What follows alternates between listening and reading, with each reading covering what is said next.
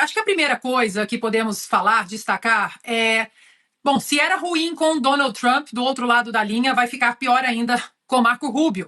O Lula não queria de jeito nenhum se encontrar pessoalmente com Trump, muito menos naquele esquema na Sala Oval, imagina. Se o Trump fez o que fez com Zelensky, com o presidente da África do Sul, com o presidente da Turquia, imagina o que ele faria com o Lula, ia esmigalhar o Lula. Meus amigos, não deixem de ver este vídeo até o final, porque o que está acontecendo agora é explosivo. A coisa ficou muito tensa. O maior e mais destruidor plano de Lula e da esquerda, com a imprensa cúmplice tentando empurrar suas narrativas, foi por água abaixo. E como eu sempre digo, a verdade sempre vem à tona. Marco Rubio, que chefia a diplomacia norte-americana, é uma figura influente na política dos Estados Unidos e tem histórico de atenção à América Latina, com posições consideradas conservadoras e muita proximidade com o bolsonarismo. Filho de imigrantes cubanos, Rubio foi rival de Trump nas eleições primárias do Partido Republicano de 2016, quando recebeu o apelido de Little Marco. Posteriormente, se tornou um aliado do presidente norte-americano. O secretário mantém relação próxima com a família do ex-presidente Jair Bolsonaro e, muito recentemente, fez críticas públicas ao ministro Alexandre de Moraes, do Supremo Tribunal Federal, STF. Lula, inclusive, também pediu o fim das sanções contra autoridades brasileiras. Marco Rubio entrou em cena e vem com tudo para cima de Lula, que ficou completamente sem saída. Donald Trump, estrategista como sempre, colocou o homem mais rígido, conservador e aliado de Bolsonaro para negociar com o tal governo do amor eterno. Mas o jogo virou. O mais assustador de tudo já vazou em Brasília. Lula só conversou com Trump porque foi encurralado pelos seres supremos do nosso próprio país, tentando se livrar do pior que ainda está por vir. O Lula não conversou com o Trump de boa vontade. Ele está querendo livrar a cara dos amiguinhos. Tanto que grande parte da conversa foi envolvendo a Lei Magnitsky e o sancionamento de autoridades brasileiras. O Lula está sendo pressionado pelos amiguinhos do STF a resolver esse problema. Por isso ele ligou. Não se iluda com essa história das tarifas. Trump não está em maus lençóis com o Brasil coisa nenhuma, até porque o Brasil não tem essa importância que nós pensamos que temos. E isso basta ver os números para ver que nós não temos essa importância toda. O Trump está envolvido e está cuidando de um problema interno bem mais complicado, porque o orçamento federal americano, ele está cortando dezenas de milhares de empregos. E os democratas estão bloqueando, não querem votar. Então ele está com um problema interno lá para cortar despesas e está tentando resolver aquele problema. Aí quando o Lula começou a querer falar das tarifas, o Trump disse, não, isso aí você vai resolver com o Marco Rubio, ele e o seu vice aí resolvem e vão negociar. Então essa história de que o Trump está em maus lençóis, não tá, não. Isso aí é lenda, é aquela retórica, né? Cria a narrativa para as pessoas acreditarem. Mas eles não percebem, como já foi colocado aqui, que o Trump não dá ponto sem nó. Não à toa colocou o seu secretário Marco Rubio, que conhece como funciona o regime comunista de Cuba, que sabe como é que funcionam ditaduras socialistas aqui na América Latina. Reunião de meia hora só serve para marcar a reunião seguinte. Começa por aí. Bom, vamos lá. Vamos analisar essa conversa entre o Donald Trump e o Lula. Durante 6 meses, a imprensa está xingando e batendo e criticando o Trump como ditador, nazista, tudo de pior que você possa imaginar. E agora estão, assim, celebrando, estão felizes, como se fosse uma notícia extremamente positiva para o governo. E não para por aí. Caio Coppola entrou no embate e destruiu o governo Lula ao vivo. Lula está pior do que imaginávamos. Agora Trump será obrigado a falar com a única pessoa considerada digna e inteligente dentro desse governo. A famosa Tia Canja. Será que ela vai entender o telefonema de Trump? Olha, nem nos sonhos mais fantásticos da oposição o governo Lula teria se saído tão mal ao lidar com o governo Trump. Na prática, o Lula demorou 10 meses para entrar em contato com o presidente da maior potência do mundo. E isso custou dezenas de bilhões de reais para a economia brasileira. Como sempre, é o povo que paga o preço pelo orgulho dos seus governantes. Logo no começo da sua nota sobre essa ligação, o Lula disse o seguinte: relembramos a boa química que tivemos no encontro em Nova York. Que bom! Porque até alguns meses atrás, o Lula se referia ao Trump como, aspas, o nazismo com outra cara. Chegou uma altura dessa conversa que Trump quis mostrar para Lula um canal direto de comunicação e disse a Lula, como a gente contou ontem, olha, pegue meu telefone, me passe seu telefone. Quando precisar, não precisa ligar para Marco Rubio, não precisa que o chanceler fale com o governo norte-americano. Você me telefona e a gente conversa.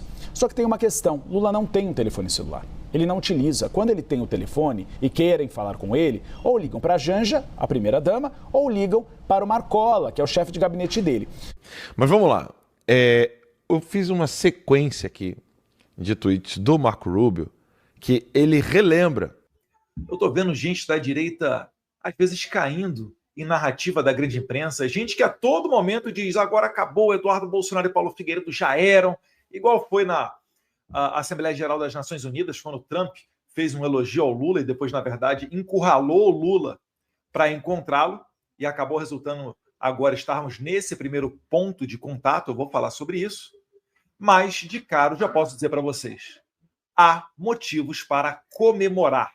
E como sempre, para o ser mais honesto do mundo, tudo está em mil maravilhas. Mas não ouse citar o nome Bolsonaro, porque aí o castelo de mentiras desaba. Conversa extraordinariamente boa. Sabe, você fica pensando que a coisa vai acontecer de um jeito que não vai ter uma boa conversa. E a conversa com o Trump foi uma conversa muito amigável. Conversa de dois presidentes de dois países importantes, das duas maiores democracias do Ocidente. A partir de amanhã vai começar a ter conversa, eles vão ter uma reunião nos Estados Unidos para começar a discutir o Brasil. E eu terminei a conversa pedindo ao presidente Trump para o seu coração para o Brasil, gente, abre o teu coração. Não coloque ninguém com preconceito para conversar com o Brasil. A gente gosta de conversar. Olha, eu não vou comentar essa coisa do Trump e do Bolsonaro. Sabe, eu tenho coisa mais importante para comentar do que isso. Esse país tem lei, esse país tem regra, e esse país tem um dono chamado povo brasileiro. Portanto, dei palpite na sua vida e não na nossa. Marco Rubio já deixou claro, não vai recuar. Ele prometeu agir com firmeza e zero piedade diante do que está vindo à tona. E antes que esse conteúdo seja apagado, censurado ou sumido misteriosamente, eu preciso do seu apoio agora. Deixa o like, comenta aqui embaixo, compartilha esse vídeo e assiste até o final. Cada segundo que você permanece aqui é uma bofetada no sistema que tenta te calar. A verdade só vence quando o povo desperta, então se inscreve no canal, ativa o sininho e vem comigo porque o que está prestes a acontecer vai abalar os alicerces do poder. Prepare-se, o despertar já começou.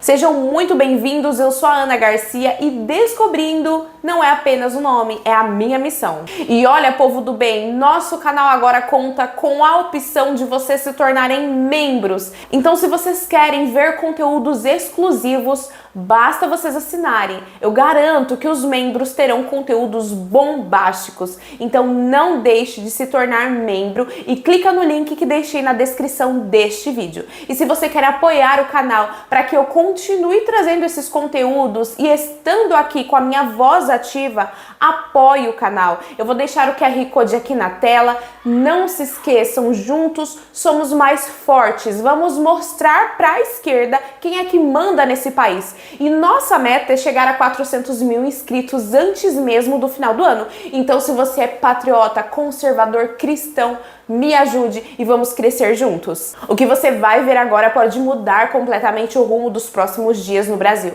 e talvez revele o verdadeiro motivo pelo qual tanta gente poderosa está em pânico. Eu estou vendo gente da direita, às vezes, caindo em narrativa da grande imprensa, gente que a todo momento diz, agora acabou, Eduardo Bolsonaro e Paulo Figueiredo já eram, igual foi na Assembleia Geral das Nações Unidas, quando o Trump fez um elogio ao Lula e depois, na verdade, encurralou o Lula para encontrá-lo e acabou resultando agora estarmos nesse primeiro ponto de contato. Eu vou falar sobre isso, mas de cara já posso dizer para vocês, há motivos para comemorar. E eu vou explicar, vocês vão ver. Eu começo aqui pegando um gancho num vídeo que eu vi do Caio Coppola, em que ele abriu, fez uma preliminar muito boa.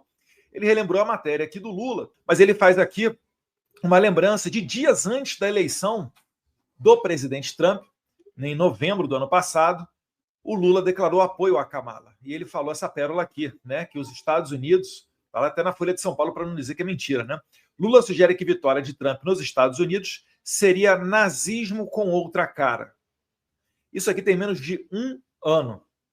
Então, daqui você extrai uma conclusão, que não vai fugir dessas duas alternativas.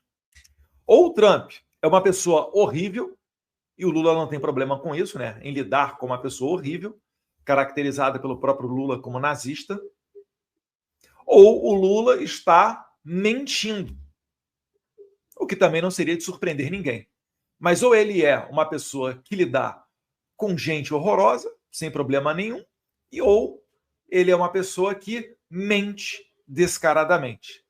Eu acho que isso daqui tem que ser a porta de abertura para a gente começar a entender tudo que está ocorrendo nesse momento. Mas antes disso, né, antes dessa... Não é nem crítica, né? Isso é um xingamento, isso aí é engraçado. O pessoal da imprensa não chama isso de ataque, né? Chamaria de crítica. Você vê pela nota do Itamaraty que o Lula fez pedidos ao Trump com relação à tarifa, etc. Né? Nós aqui do lado de cá sempre dissemos que a tarifa não era a nossa primeira opção, mas que nós confiamos na habilidade do Trump, e o Trump sim conseguiu mover as coisas da maneira como ele quis, apertando os botões, movendo as alavancas que ele, muito mais experiente do que nós, sabe fazer, e chega nessa posição, muito maior vantagem do que o Lula, convenhamos, nessa mesa de negociação. Mas o que você não sabe é o que o Trump respondeu quando o Lula pediu para ele a redução de tarifa. Certamente, se fosse uma vitória, o Lula já estaria cantando. Mas, ao contrário disso, o que a imprensa fala? A grande imprensa já vem falando, Eduardo, teve uma chamada telefônica. Será então que o Trump pode tirar as sanções, inclusive individuais, que foram implementadas recentemente, né, impostas contra autoridades brasileiras? Então, olha só o nível do devaneio. Ocorre uma chamada atrasada telefônica. Eu vou lembrar para vocês que o Bolsonaro se encontrou com Trump em março. Do tempo que os dois eram presidentes, demorou um pouco mais do que 2 meses para que Bolsonaro fizesse uma visita a Trump presencialmente. E ainda naquele mesmo ano, em outubro, Bolsonaro estava com Xi Jinping. Ou seja, Bolsonaro esteve presencialmente com os 2 maiores parceiros comerciais do Brasil. Os 2 países onde existem maior interesse econômico brasileiro. Presencialmente. E o Lula, depois de quase 1 ano, tem uma chamada telefônica e falam que isso é uma vitória, pelo amor de Deus. E tem uma chamada telefônica, inclusive com Lula recusando o encontro pessoal do Trump, que o Trump ofereceu publicamente lá nas Nações Unidas.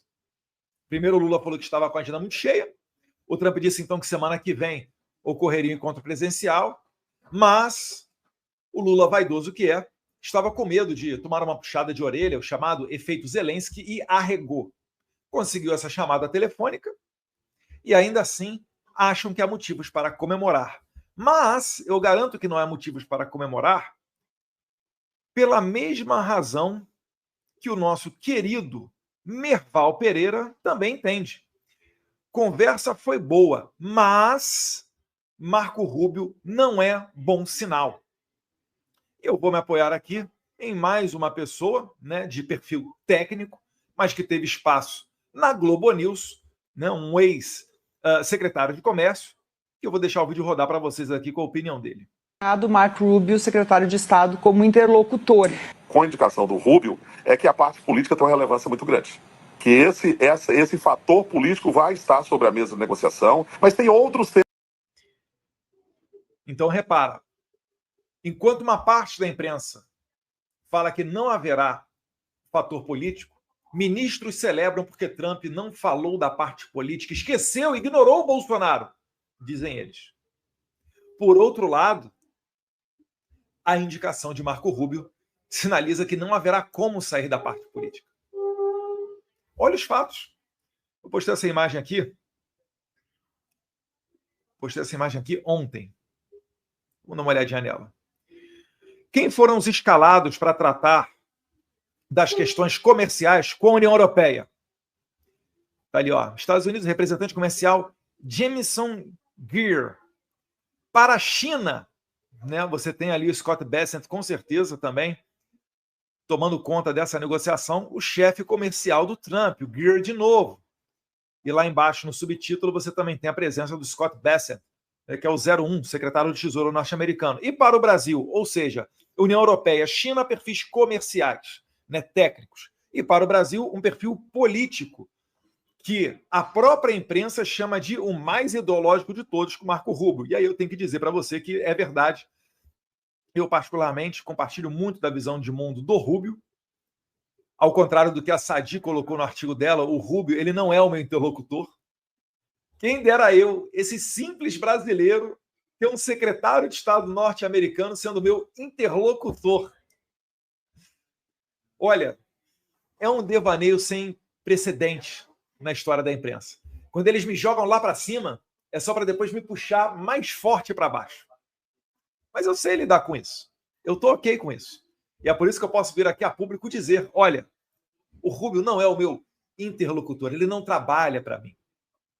Muito pelo contrário, nós aqui é que tentamos humildemente dar alguma contribuição no trabalho desempenhado pela política internacional norte-americana, que é liderada pelo secretário Marco Rubio, e muito bem, né, complementado com as visões de Christopher Landau, que vocês que me seguem na Rede X devem conhecer muito bem. Compartilhei diversos tweets dele, né, dentre outros atores ali dentro do State Department. Então, repare que o Marco Rubio, sendo posto como o agente para essa negociação, isso por si só já tem um recado muito forte. Tá?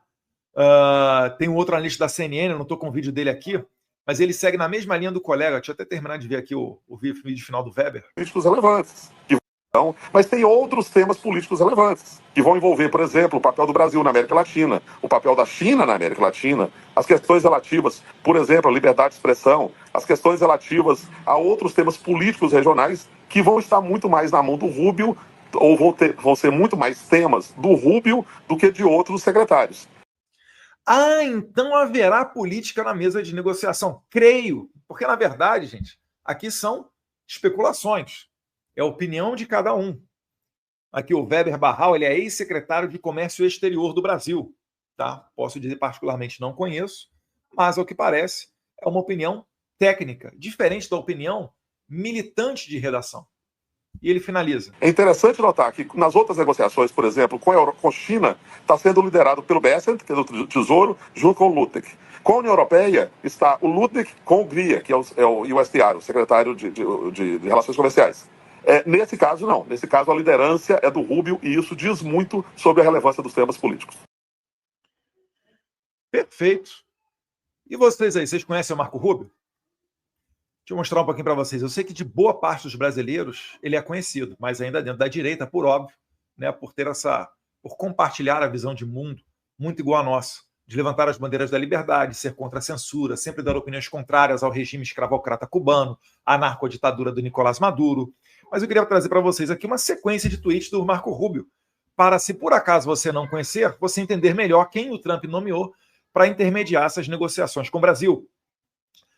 Alguns tweets aqui, né, ainda são do tempo que ele era senador pelo estado da Flórida.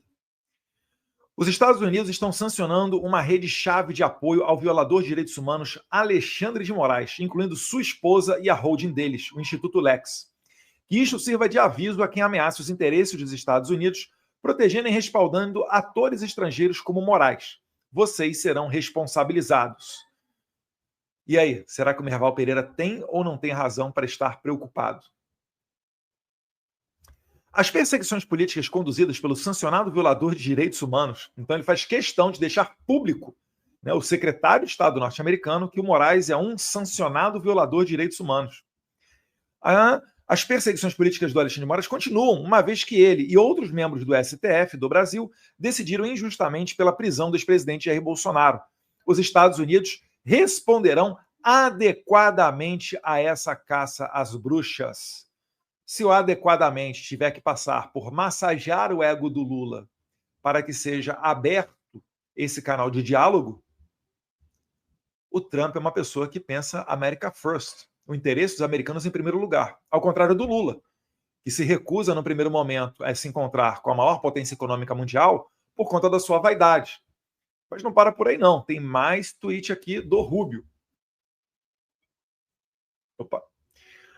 POTUS é President of the United States, tá? Então, é o presidente dos Estados Unidos, o US Treasury, que é o Tesouro norte-americano, comandado pelo Scott Bessent, que comanda, está embaixo dele, o OFAC, o Office of Foreign Assets Control. Então, Trump e Bessent sancionaram o ministro do Supremo Tribunal Federal do Brasil, Alexandre de Moraes, por meio do programa de sanções Global Magnitsky, por graves violações de direitos humanos. Que isso sirva de alerta a todos que atropelam os direitos fundamentais de seus compatriotas. Togas não oferecem proteção contra a justiça. Vamos lá, mais um aqui do Rubio. O presidente dos Estados Unidos deixou claro que em seu governo responsabilizará cidadãos estrangeiros responsáveis por censurar a liberdade de expressão protegida nos Estados Unidos. Aqui ele está falando muito do caso da Flávia Cordeiro, tá? Cidadã americana que o Alexandre de Moraes mandou uma ordem de prisão contra ela devido a postagens dela.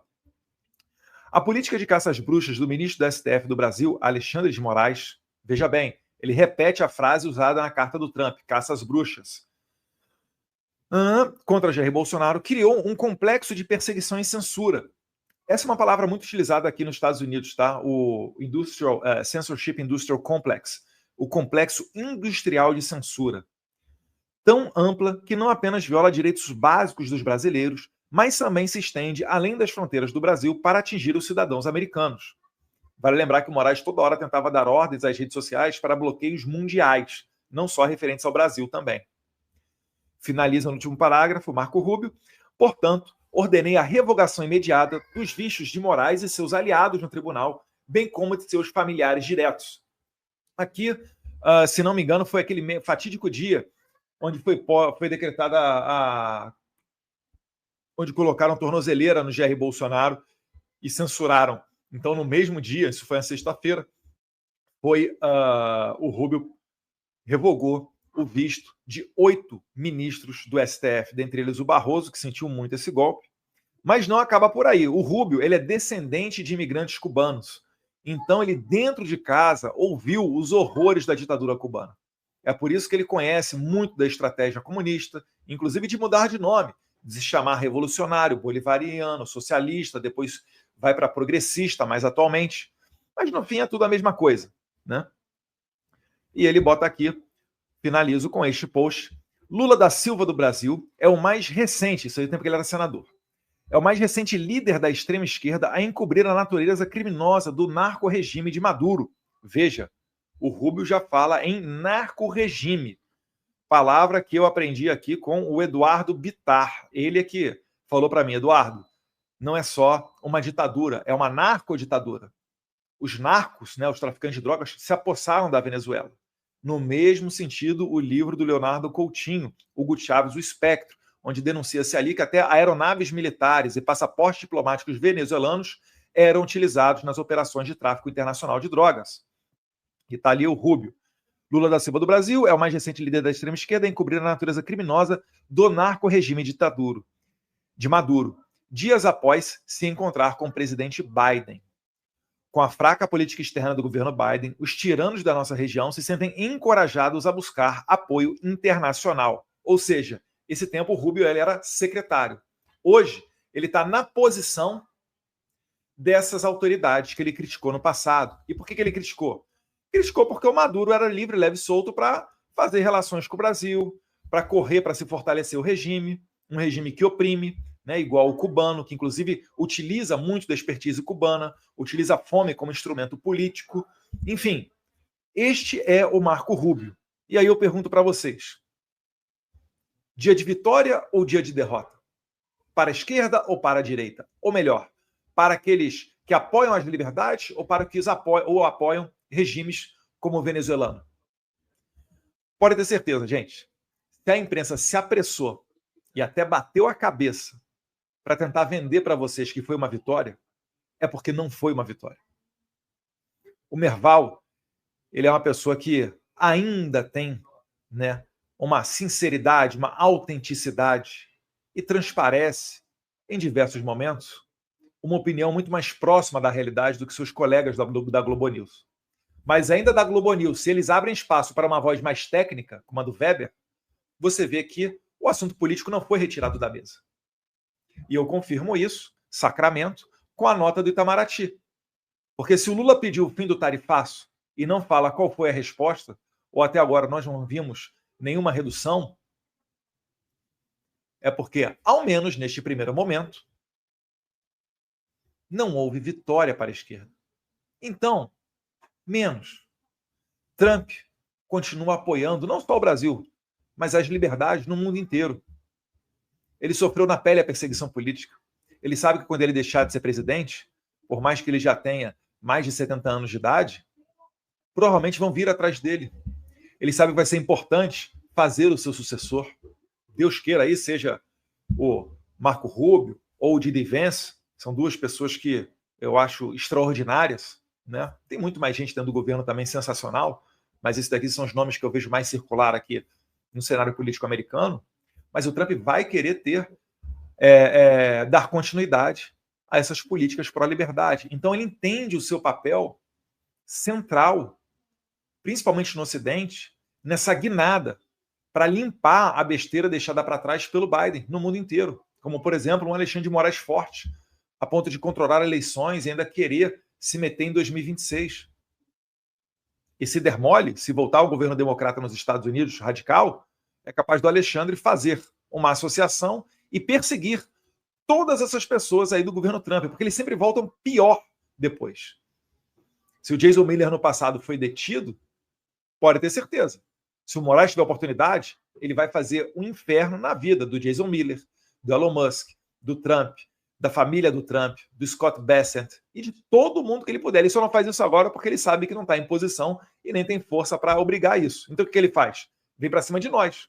Me acusa de antidemocrático, porque a gente participou, né, pediu, denunciou sanções contra o Alexandre de Moraes. Falou que isso daí é antidemocrático. Mas eu não assino nada. Quem assina é o Trump, o Bessent, o Rubio. Por que ele não pegou esse pessoal e jogou dentro do inquérito e do processo? Porque são covardes. A gente sabe disso. A gente sabe a estratégia deles. Eu finalizo aqui deixando para vocês um vídeo onde nem a imprensa ousava dizer que a relação não era boa. Porque aquilo que os seus ouvidos escutam, os seus olhos veem, você reitera, e mais uma vez, etc. Porque, isso daqui, que o vídeo que eu vou passar agora, são 2 meses de governo Bolsonaro. Um pouquinho depois de 2 meses do governo Bolsonaro.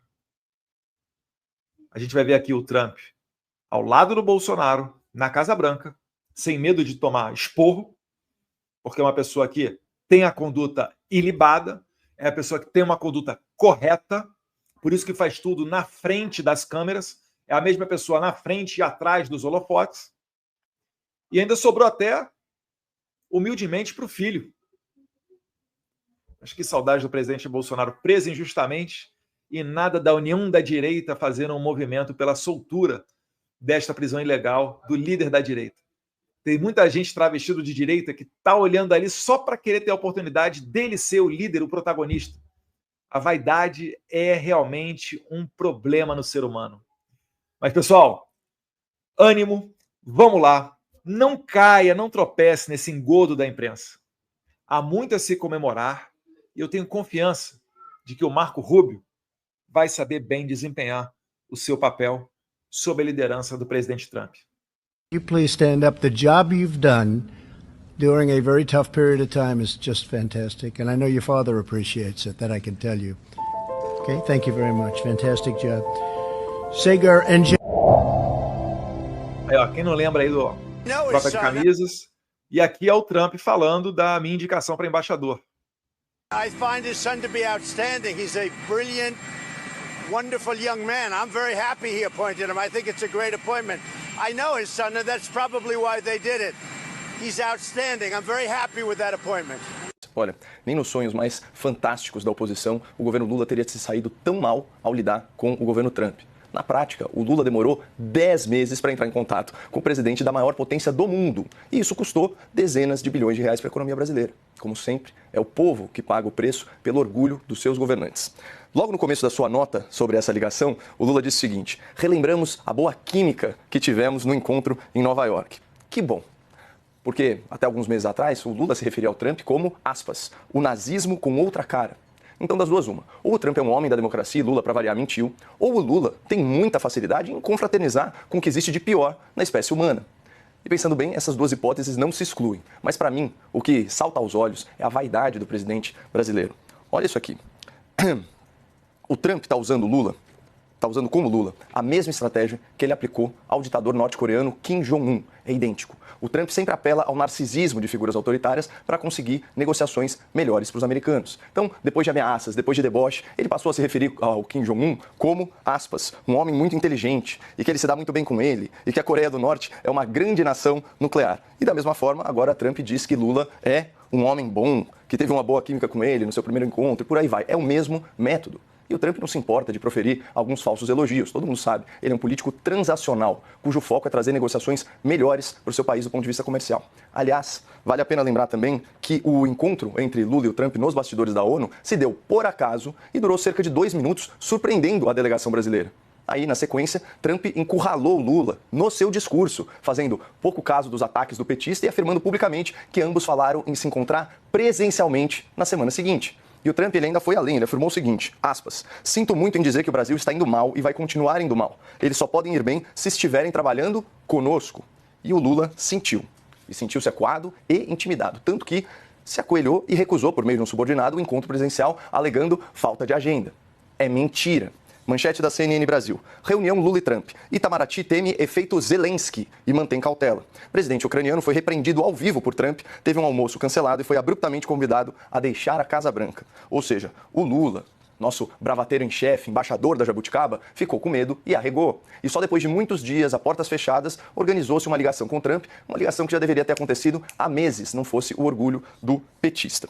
E agora, vamos parar para pensar. Como isso pode configurar uma vitória para o Lula ou para o PT? É o exato oposto. Essa ligação tardia com o Trump é um sintoma da derrota do governo que perdeu a narrativa de que eram os americanos que não queriam negociar. Ficou evidente, Ju, que era o Lula que se recusava a entrar em contato por uma questão de soberba e vaidade. Só para fechar, as pessoas já sacaram isso desde o começo desse embate comercial. Segundo aqui o Datafolha, a maior parcela da população afirma que Lula é o responsável pelo tarifaço. Ou seja, essa ligação foi só o primeiro passo tardio para o governo consertar seu próprio erro de política externa. Isso não é uma vitória. Isso é reduzir os efeitos de uma flagrante derrota. Em última análise, não adianta o Brasil dar as costas para os Estados Unidos e querer ser tratado como um aliado dos americanos. Primeiro, durante 6 meses a imprensa está xingando e batendo e criticando o Trump como ditador, nazista, tudo de pior que você possa imaginar. E agora estão assim celebrando, estão felizes, como se fosse uma notícia extremamente positiva para o governo, o fato de que o Trump deu atenção para o Lula. Curioso, né? Xingam um cara durante, na verdade, desde antes dele ser eleito, desde o mandato anterior dele. E agora ele deu atenção para o Lula, deu uma migalha para o Lula e a imprensa brasileira está fazendo festa. Mas tudo bem, vamos analisar a nota que o governo soltou para a gente ver se essa conversa foi muito positiva ou não. Vamos lá. Aqui está no site oficial do Gov, Planalto, telefonema e a nota à imprensa. Telefonema entre o presidente Lula e Donald Trump. Eu odeio, cara. Isso aqui é tão feio que eles fizeram com o nosso país, né? Jogam vermelho, tá vendo? Eles têm que jogar um vermelho no meio do verde e amarelo. Mas vamos à nota. Isso é para outro momento. O presidente Luiz Inácio Lula da Silva recebeu na manhã dessa segunda-feira, 6 de outubro, o telefonema do presidente Donald Trump dos Estados Unidos. Primeiro aqui está dizendo que recebeu. Isso aqui a gente vai confirmar, com certeza vão vir informações dos Estados Unidos, mas vamos lá. Em tom amistoso, os dois líderes conversaram por 30 minutos quando relembraram a boa química que tiveram em Nova York por ocasião da Assembleia Geral da ONU. Os dois presidentes reiteraram a impressão positiva daquele encontro. Vamos lá. Trump queria encontrar presencialmente. Lula regou. Fez por ligação. E olha que curioso. Em total e mais absoluto sigilo, porque Lula estava morrendo de medo de levar uma comida de rabo. Até a imprensa reclamou que eles não ficaram nem sabendo dessa ligação, ficaram sabendo hoje, depois que ela já tinha acontecido. Então, assim, Lula foi morrendo de medo de ser humilhado diante da imprensa. Por isso que foi uma ligação feita a portas fechadas, com pessoas selecionadas, e não foi divulgado para a imprensa que ela aconteceria. O presidente Lula descreveu o contato como uma oportunidade para a restauração das relações amigáveis de 201 anos entre as duas maiores democracias do Ocidente. Bom, aqui já vem um erro. O Donald Trump já não vê, nem o governo americano já não vê o Brasil como uma democracia. Isso aí já ficou claro em várias falas e notas de membros do governo americano. Recordou que o Brasil é um dos 3 países do G20 com quem os Estados Unidos mantêm superávit na balança e de bens e serviços. Ou seja, mesmo tendo superávit, não evitou o fato de ter sofrido as maiores tarifas, porque não é uma questão econômica, é uma questão de ver o Brasil virando uma ditadura. Solicitou a retirada da sobretaxa de 40% imposta a produtos nacionais e das medidas restritivas aplicadas contra as autoridades brasileiras. Aqui só fala o que ele solicitou, mas não fala, porque com certeza teve alguma solicitação, não fala qual foi o pedido do Donald Trump. Olha que curioso. Sempre que há uma conversa, há pedidos dos dois lados. Aqui, apenas o Lula falando o que foi que ele pediu. Por que ele não está falando o que o Trump pediu? Porque o Trump deve ter pedido, olha, para de perseguir a direita, para de apoiar inquéritos criminosos, para de apoiar o violador de direitos humanos, para de transformar o Brasil numa ditadura, para de acabar com a liberdade de expressão, que a gente conversa. Só que ficaria muito feio para o Lula colocar isso aqui na nota. O presidente Trump designou o secretário de Estado Marco Rubio. Aqui que está a questão principal, galera. O Trump, ele não designou o cara das finanças, o Bassett, ele não designou o secretário da Economia, do Comércio, ele não designou o J.D. Vance, que é o vice-presidente. Ele designou o Marco Rubio que odeia o Lula e qualquer ditador bolivariano, marxista, socialista. Marco Rubio odeia, só para você ter uma ideia, Maduro, amigo do Lula, ele odeia os ditadores de Cuba. Ou seja, você tem um cara que entende dessa ditadura da América Latina, das que estão se formando na América Latina, é esse cara aqui. E isso aqui é um sinal de que o Trump agora não está mais para conversa, tá? Eles estão tentando pintar isso aqui como se fosse uma boa notícia. Isso aqui, para o governo, foi terrível. Marco Rubio não vai ser enganado. Esse é o cara que mais quer descer o marrete no Lula. Para dar sequência às negociações com o vice-presidente Geraldo Alckmin. Olha só que interessante, ele colocou Marco Rubio, secretário antissocialista, antiditador latino-americano, para conversar com o vice do Brasil. O chanceler Mauro Vieira e o ministro da Fazenda, Fernando Haddad. Ambos os líderes concordaram em encontrar-se pessoalmente em breve. O presidente Lula, bom, vamos ver como é que vai ser esse encontro. Esse aqui eu quero ver, viu? O presidente Lula aventou a possibilidade de encontro na cúpula de ASEAN, na Malásia, reiterou o convite a Trump para participar do COP30. COP30 que virou um antro de corrupção, roubalheira e que não tem mais lugar para ficar, tá? Inclusive, eu acho que há a possibilidade dela nem acontecer em Belém. E também se dispôs a viajar aos Estados Unidos. Os dois presidentes trocaram telefones para estabelecer... mas o Lula não tem telefone? Como é que eles trocaram telefones? Para estabelecer via direta de comunicação. Do lado brasileiro, a conversa foi acompanhada pelo vice-presidente Geraldo Alckmin e os ministros Mauro Vieira, Fernando Haddad, Sidônio Palmeira. E o assessor especial Celso Amorim. Ou seja, Lula chamou todo mundo para participar da ligação. Até o marqueteiro dele, Sidônio Palmeira. Bom, minha opinião, Trump aceitou a conversa porque Lula se recusou a encontrar pessoalmente. Então, Trump aceita essa conversa para não parecer muita animosidade. Ele quer fisgar Lula para uma conversa presencial e, numa conversa presencial, esculachar esse ladrão cachaceiro da frente do mundo. Essa é a minha opinião. E o fato de eu ter certeza que não vai ter nada de bom vindo para o Lula nessa história é porque eles colocaram ninguém mais, ninguém menos que Marco Rubio. Você pode ter certeza. Era a pior pessoa que o Lula poderia ter para negociar qualquer coisa, é esse cara que entende exatamente quem é o Lula. Um abraço. Conversa entre Lula e Trump. Chegou uma altura dessa conversa que Trump quis mostrar para Lula um canal direto de comunicação e disse a Lula, como a gente contou ontem, olha, pegue meu telefone, me passe seu telefone. Quando precisar, não precisa ligar para Marco Rubio, não precisa que o chanceler fale com o governo norte-americano. Você me telefona e a gente conversa. Só que tem uma questão, Lula não tem um telefone celular. Ele não utiliza. Quando ele tem o telefone e querem falar com ele, ou ligam para a Janja, a primeira-dama, ou ligam para o Marcola, que é o chefe de gabinete dele.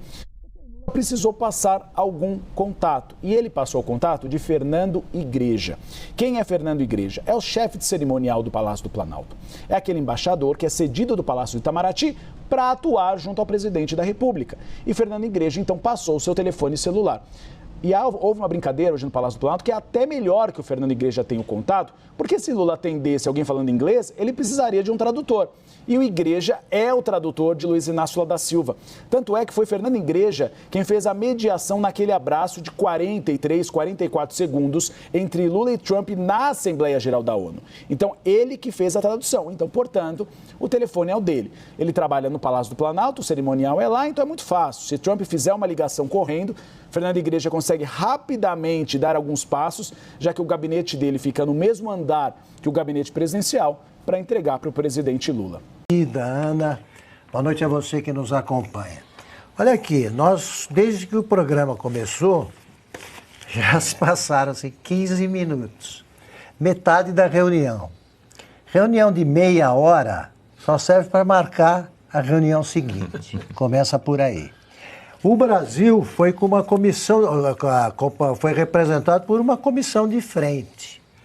Eu não sei quem estava com o Trump.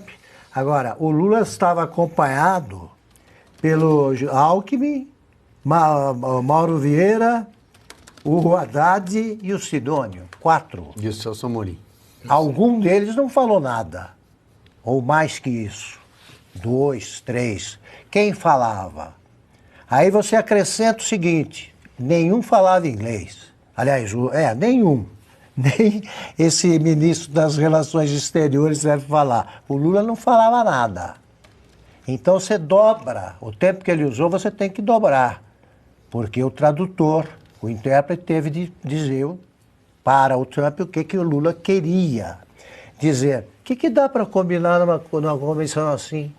Nós 4 vamos conversar com alguém, falamos outra língua, marcamos a próxima. E a próxima é coisa séria. A próxima é com um filho de cubanos, como lembra sempre a Ana, que é objetivo. E por que o Lula não repete o que ele dizia quando, na crise de 2009, 2008, 2009, crise financeira, ele dizia que era uma marolinha.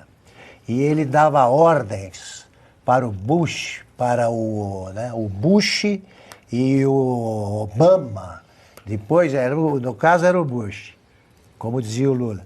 E ele dizia: acordei invocado, eu liguei para o Bush e disse isso, mas que o Bush não entende, o presidente Bush não entende o português, o Lula não fala nem português.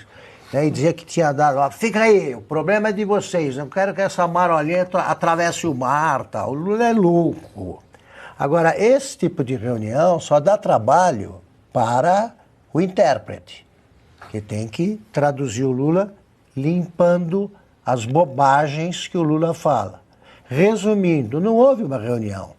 Houve um preparativo para a próxima, que vai ser complicada para o brasileiro, porque o Rubio não é fácil, é bem objetivo, e o Trump, como sabemos, ele sabe armar, um alçapão. Quando ele quer pegar alguém de quem não gosta, ele não gosta do Lula. Ponto final. O resto é uma festa inventada pelo PT. Esse bando aqui só programou a próxima reunião. Então, lá come, Max. Marco Rubio, meu amigo. O chat do Zé Rezende estava ali na... Marco Rubio, meu amigo. Mentira, Marco Rubio não é meu amigo não, gente. Eu não tenho contato com o Marco Rubio. Tenho contato com a equipe dele. Mas vamos lá. Chegaram novas informações, porque a gente teve pouquíssimas informações sobre essa videoconferência entre o Lula e o Donald Trump. O Lula não queria de jeito nenhum se encontrar pessoalmente com o Trump, muito menos naquele esquema na Sala Oval. Imagina, se o Trump fez o que fez com Zelensky, com o presidente da África do Sul, com o presidente da Turquia, imagina o que ele faria com o Lula, ia esmigalhar o Lula. E o Lula também não queria que vazasse nada dessa conversa por videoconferência, Claro que eles já emitiram aqui uma notinha oficial, Palácio do Planalto, mas o Lula queria tudo em sigilo. A conversa começou por volta de 10h30, durou meia hora só, considerando que houve uma tradução simultânea, uma conversa muito rápida, muito rápida. Ao lado do Lula estavam o vice-presidente, Geraldo Alckmin, o Fernando Haddad, o Celso Amorim, que é o assessor para assuntos internacionais do Lula, e o Mauro Vieira, que é oficialmente o ministro das Relações Exteriores do Brasil. O Lula pediu, sim, a turma no chat estava perguntando, sim, o Lula fez 2 pedidos, acaba com o tarifaço e acaba com as sanções. Aí o Trump, ok, right now. Não, nada disso, imagina. Termina com isso aí, Trump. Claro, Lula, tá pedindo. Seu pedido é uma ordem, Lula. Foi isso. Não foi isso. E aí o Haddad saiu dizendo que foi uma reunião muito positiva e o Lula convidou o Trump para ir à COP30 em Belém. Né? Imagina o Trump, um negacionista climático. O Trump vai sim, com certeza vai. O Lula pode ficar esperando. Então, a notinha, por enquanto, é uma notinha muito pequena, né? Teve só isso de informação, que o Lula pediu que o Trump revogasse o tarifaço, né? E retirasse as sanções todas que foram impostas ao Alexandre de Moraes, né? Restabelecesse os vistos americanos para todo mundo que perdeu, e ficou por isso. Né? O que dizer? Eu queria ver a notinha do governo americano. Né? Até agora, estou procurando aqui, não houve nenhuma manifestação da Casa Branca oficial em relação a essa conversa. De novo, uma conversa muito rápida, de conversa realmente, descontando o tempo gasto com tradução simultânea. Acho que deu 20 minutos, né? Mais ou menos isso. Eu queria ser uma mosquinha para ter ouvido isso aí. Então, lá come, Max.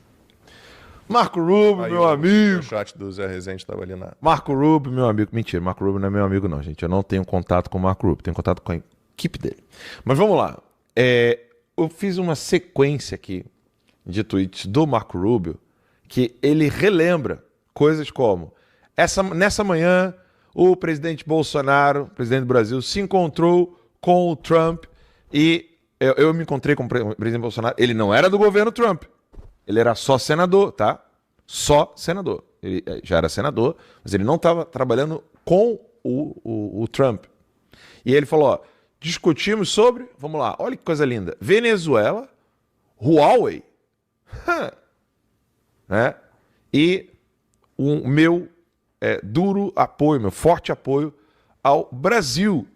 Vai para trazer o Brasil para NATO, né, que é como é que fala em português? OTAN. Obrigado, Lacombe. Então vamos lá. Ele, feliz de ter encontrado o Bolsonaro, vai fazendo a sequência de tweet, Pedrão. Aí tá as imagens aí. Aí, próximo tweet. Em poucos minutos, o presidente dos Estados Unidos da América, é isso que significa POTUS, tá, pessoal? POTUS é President of the United States. Então, o presidente dos Estados Unidos vai ter uma coletiva de imprensa para se encontrar com o novo presidente do Brasil, na época, Jair Messias Bolsonaro, para estreitar as nossas relações. Coisa maravilhosa. Vai para o próximo. Vai vendo. Olha a sequência de tweets para o pessoal entender quem é o Marco Rubio. Essa daqui foi maravilhosa. Muitos da imprensa, né, estavam celebrando o Obama quando ele se encontrou com os assassinos de Cuba, mas estão cobrindo de maneira ridícula o encontro do Trump com Bolsonaro. Que absurdo. Vai para o próximo. Vai botando. Aí, olha, foi muito bom o movimento do Trump de retirar algumas tarifas em relação ao Brasil por causa da proximidade com o Bolsonaro e levar o Brasil para o OCDE. Gente, isso aí é tempos idos, né? Não é o presente. Isso era aquele período em que a gente tinha um presidente, a gente não tinha um assassino terrorista na presidência da República. Pode tirar, Pedro, brigadão. Esse é o homem, esse aqui, o Rubio. Esse é o cara que vai conversar com o Alckmin e quem? Ele fala, Alckmin e... O Alckmin vai concentrar as conversas, vai ser Marco Rubio e Alckmin, principalmente, porque o Alckmin é também ministro, né? Desenvolvimento, sei lá, mas... Ele é vice-presidente, ele é ministro, ele é marionete, ele é amigo de terrorista. Ele é água de chuchu. Ele é tudo, é o pacotão. Ele não era médico, apresentador também? Ele foi comentarista do meu programa. Então ele faz tudo. O Alckmin faz tudo. Senta até com o terrorista. Mais vibrante que eu. Cara, vibração em pessoa. Mas perto dele eu me sinto um cara vibrante. Perto dele você sente um vibrador, né? Não. Não. Foi quase essa, hein? Enfim, eu tô gostando muito de tudo isso, porque a imprensa brasileira realmente não tem ideia de quem é Marco Rubio. Eu tô impressionado com isso, porque como que eles não conseguem pegar o histórico de um cara que descende de cubanos, odeia Fidel Castro, odeia o regime comunista em Cuba, odeia tudo que aconteceu com a própria família, né? E agora vai ele falar com a administração Lula, né, o regime Lula, para poder tentar reverter o que o Eduardo Bolsonaro está fazendo. Olha, os políticos no Brasil realmente não entenderam o que está acontecendo. Eu quero só enfatizar isso que o Max falou.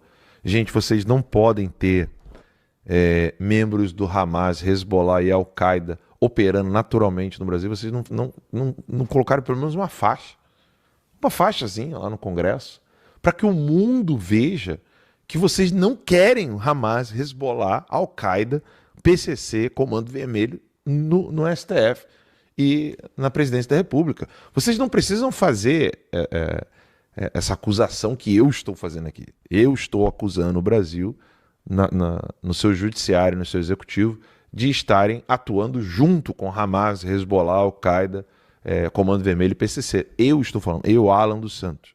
Eu acuso o judiciário brasileiro na sua altíssima corte, sua Suprema Corte, e o governo federal de atuarem junto com terroristas e narcotraficantes. Vocês não precisam, vocês políticos não precisam fazer isso. Mas coloca uma plaquinha que vocês não gostam do Hamas, do Hezbollah e da Al-Qaeda, para o mundo poder ver. Nessa história aí de Marco Rubio com o Geraldo Alckmin, a gente pode relembrar meus tempos de esporte e adaptar o bordão do Galvão, dizer que vai que é tua, Marco Rubio. Vai que é tua, Marco Rubio. Muito tua. Pode ir com tudo. Vai que é tua, Marco Rubio. É isso aí. Bom, e seguindo nesse assunto, né, porque como dissemos aqui, o Lula teve a cara de pau, né, ele é muito afeito a isso, de pedir ao Trump, acaba aí com esse tarifaço, acaba aí com essas sanções, essas Magnitsky, acaba com essa história aí, nada a ver. Né? Por isso que a conversa foi breve. Beleza, conversa aí aqui com o Marco Rubio. Marco Rubio, vai que é tua, Marco Rubio. Né? E o deputado americano, republicano, né, que é aliado do Donald Trump, o Rich McCormick, eu disse no início, ele mandou um ofício ao secretário do Tesouro dos Estados Unidos, né, que é o ministro da Fazenda dos Estados Unidos, o Scott Bessent, questionando a adoção das medidas para cumprimento da lei Magnitsky por bancos brasileiros, especificamente em relação aos bancos brasileiros.